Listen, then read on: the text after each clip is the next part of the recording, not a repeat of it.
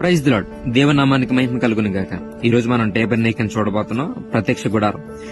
ఈ వీడియో చాలా అంటే చాలా బాగుంటది, కాబట్టి చివరి వరకు చూడండి.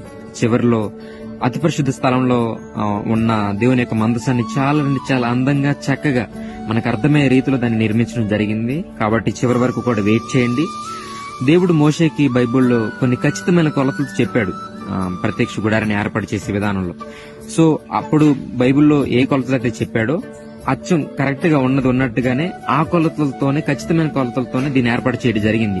ప్రత్యక్ష గుడారంలో మొత్తం మూడు భాగాలు ఉంటాయి. ఒకటి వచ్చేసి ఆవరణము, పరిశుద్ధ స్థలము, అతి పరిశుద్ధ స్థలము. ఇప్పుడు మనం ఉన్నదేమో ఆవరణం అనమాట. ఇది ఇప్పుడు వరకు మనం చూసింది ఏంటంటే బలిపీఠము. బలిపీఠానికి జల్లెల్లాగా ఏర్పాటు చేయమని చెప్పి దేవుడు చెప్తాడు. కాబట్టి అలా హోల్స్ పెట్టి అలా ఏర్పాటు చేయడం జరిగింది అనమాట. ఇదంతా కూడా ఆవరణము, ఆవరణ ప్రదేశం. ఇప్పుడు మనం ఆవరణంలో ఉన్నాము. ఆవరణం నుంచి ఇప్పుడు లోపలికి వెళ్దాం. ఇది వచ్చేసి పరిశుద్ధ స్థలం అన్నమాట. ఆవరణం నుంచి పరిశుద్ధ స్థలానికి ఇలా వెళ్ళబోతున్నాం. దీన్ని ఇలా వీళ్ళు నిర్మించడం జరిగింది. ఇక్కడ మీకు కనపడుతుంది కదా, అది వచ్చేసి దీపస్తంభం. దేవుడు చెప్పాడు కదా బంగారముతోనే తయారు చేయాలని చెప్పేసి. ఇదేమో రొట్టెల నుంచి బల్ల అనమాట. ఇది వచ్చేసి దీపస్తంభము. ఖచ్చితంగా వీళ్ళు కూడా దేవుడు ఎంతైతే కొలత అయితే చెప్పాడో దీపస్తంభం తయారు చేయమని, అంత కొలతతోనే దీన్ని తయారు చేసినట్లుగా ఇక్కడ వీళ్ళు తెలియజేశారు.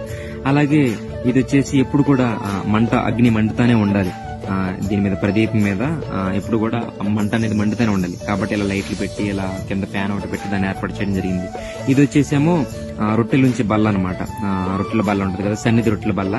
సో అదనమాట ఇది. అక్కడ దాన్ని రొట్టెలాగా అలా ఏర్పాటు చేసి అలా జరిగింది. ఇది వచ్చేసి మధ్యలో ఇలా తాడు ఉంటుంది. అంటే ఏంటంటే పరిశుద్ధ స్థలంలో నుంచి అతి పరిశుద్ధ స్థలంలోకి ఎవరు వెళ్ళడానికి వీలు లేదనమాట. కేవలం ప్రధాన యాజకుడు మాత్రం వెళ్ళాలి. అలానే మధ్యలో చూసేస్తేనేమో డేరాలతో ఇలా దీన్ని ఏర్పాటు చేయడం జరిగింది అనమాట. బైబిల్లో దేవుడు చెప్తాడు కదా, కెరూబులు ఇలా ఒకటి ఎదురుగా ఉంచుకొని ఇలా డేరాలు ఒకటి కొట్టమని చెప్పేసి దేవుడు చెప్తాడు మోషేకి. అలా ఉంది. ఇప్పుడు మనం పరిశుద్ధ స్థలంలోకి వెళ్దాం ఒకసారి. అది ఎలా ఉంటుందో ఒకసారి చూద్దాం. మీరు చూడండి, చాలా అంటే చాలా బాగుంటది. కనపడుతుంది కదా, ఇది వచ్చేసి మందసం అన్నమాట. మందసం దేవుడు చెప్తాడు కదా బంగారంతో దాన్ని పొదిగించమని.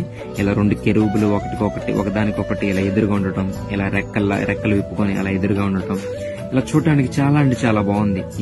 ఈ మందసానికి 2 కర్రలు అలా పెట్టడం గాని, ఇంకా మందసంలో ఏమేమి ఉంటాయో మనందరికి కూడా తెలుసు. ఒకటి వచ్చేసి మన్నా, ఇశ్రాయేలు ప్రజల్ని దేవుడు పోషించిన మన్నా. అలాగే 10 ఆజ్ఞలు గల రాతి పలకలు అన్నమాట.